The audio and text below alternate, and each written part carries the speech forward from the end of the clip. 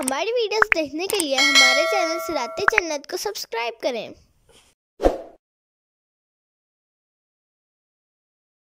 وهو الذي كف أيديهم عنكم وأيديكم عنهم ببطن مكة من بعد أن أظفركم عليهم وكان الله بما تعملون بصيرا۔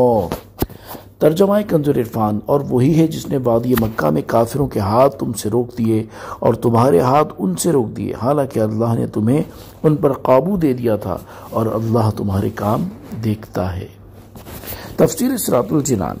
ارشاد فرمایا کہ اللہ وہی ہے جس نے وادی مکہ میں کافروں کے ہاتھ تم سے لڑائی کرنے سے روک دیے اور تمہارے ہاتھ ان کافروں کو قتل کرنے سے روک دیے، حالانکہ اللہ تعالیٰ نے تمہیں ان کافروں پر قابو دے دیا تھا اور تم آسانی کے ساتھ انہیں قتل کر سکتے تھے۔ اگر تم انہیں قتل کر دیتے تو دونوں طرف سے لڑائی چھڑ جاتی اور اس لڑائی میں اگرچہ مسلمان ہی غالب آتے، لیکن اس موقع پر یہ مسلمانوں کے حق میں زیادہ مفید نہ ہوتی۔ اسی لیے اللہ تعالیٰ نے جنگ کا سبب پیدا ہی نہ ہونے دیا اور اللہ تعالیٰ تمہارے کام دیکھتا ہے۔ بعض مفسرین کے نزدیک یہ معاملہ فتح مکہ کے دن ہوا اور اسی سے امام اعظم رضی اللہ تعالیٰ عنہ نے یہ ثابت فرمایا ہے کہ مکہ مکرمہ صلحوں سے نہیں بلکہ قوت سے فتح ہوا تھا، اور بعض مفسرین کے نزدیک صلح حدیبیہ کے موقع پر ایسا ہوا۔ اور اس آیت کے شان نزول سے متعلق حضرت انس رضی اللہ تعالی عنہ سے مروی ہے کہ اہل مکہ میں سے 80 ہتھیار بند جوان جبل تنعیم سے مسلمانوں پر حملہ کرنے کے ارادے سے اترے۔ مسلمانوں نے انہیں گرفتار کر کے سرکار دو عالم صلی اللہ تعالی علیہ وآلہ وسلم کی خدمت میں حاضر کر دیا۔ حضور پر نور صلی اللہ تعالی علیہ وآلہ وسلم نے معاف فرما دیا اور چھوڑ دیا۔ اس پر یہ آیت نازل ہوئی۔ هم الذين كفروا وصدوكم عن المسجد الحرام والهدي معكوفا أن يبلغ محله ولولا رجال مؤمنون ونساء مؤمنات لم تعلموهم أن تطؤوهم فتصيبكم منهم معرة بغير علم ليدخل الله في رحمته من يشاء لو تزيلوا لعذبنا الذين كفروا منهم عذابا أليما۔ ترجمہ کنز العرفان۔ وہ وہی لوگ ہیں جنہوں نے کفر کیا اور تمہیں مسجد حرام سے روکا اور قربانی کے جانوروں کو روکا، اس حال میں کہ وہ اپنی قربانی کی جگہ پہنچنے سے رکے ہوئے تھے۔ اور اگر مکہ میں کچھ مسلمان مرد اور مسلمان عورتیں نہ ہوتے جن کی تمہیں خبر نہیں اور یہ بات نہ ہوتی کہ تم انہیں روند ڈالو گے، پھر تمہیں ان کی طرف سے لا علمی میں کوئی ناپسندیدہ بات پہنچے گی تو ہم تمہیں کفار مکہ سے جہاد کی اجازت دے دیتے۔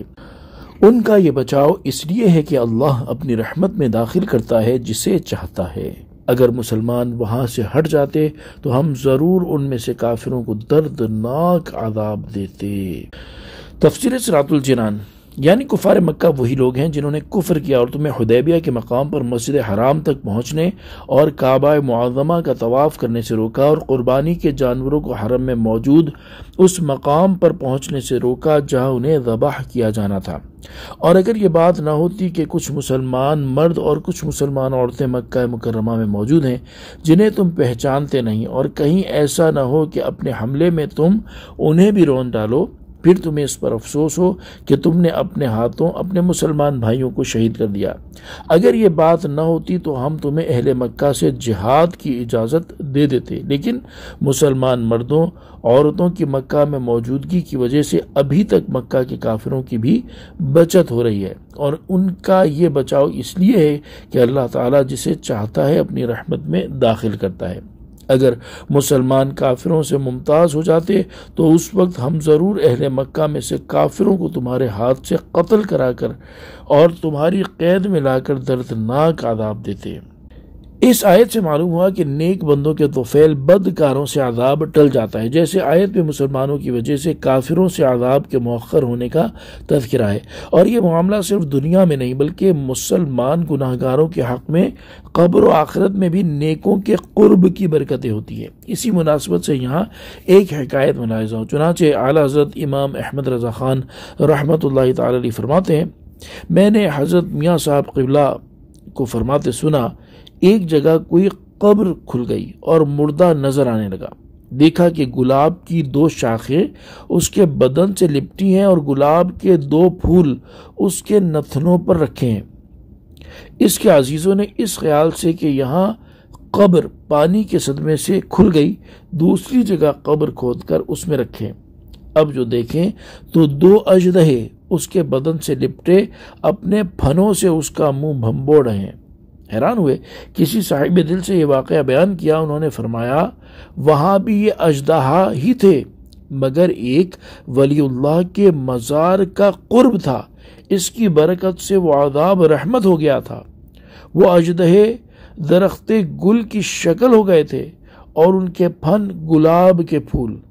اس کی خیریت چاہو تو وہیں لے جا کر دفن کرو۔ وہیں لے جا کر رکھا، پھر وہی درخت گل تھے اور وہی گلاب کے پھول۔ صلو علی الحبیب صلی اللہ تعالی علی محمد صلی اللہ تعالی علیہ وآلہ وسلم۔